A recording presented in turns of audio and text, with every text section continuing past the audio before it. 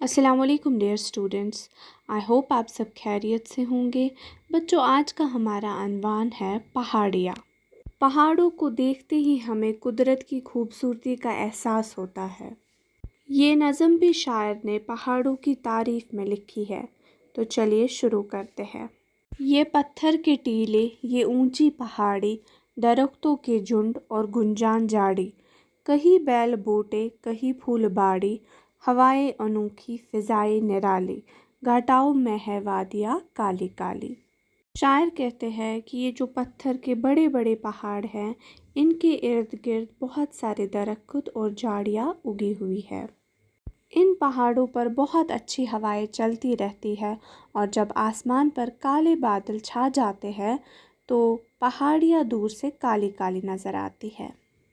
کہیں پر قطاریں چٹانوں کی کھالی، کہیں پر زمین سے بھی نیچے گئی ہے، تو باتیں فلک سے کہیں کر رہی ہے، برابر برابر کہیں پر بچھی ہے، کہیں اونچے نیچے درختوں کا سایہ، کہیں مخملی فرش سبزہ اگایا۔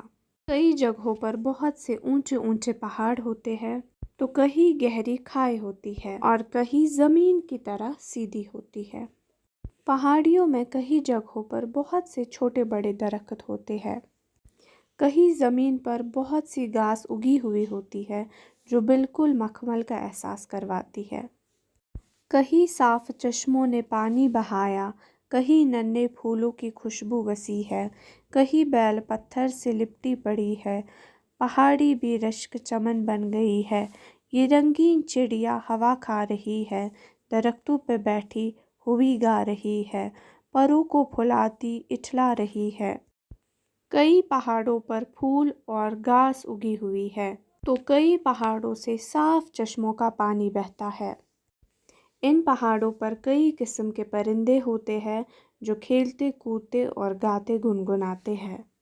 نظر میں سمائے یہ دلکش مناظر، ہر ایک شے سے کاریگری صاف ظاہر، زبان تیری تعریف کرنے سے قاصر۔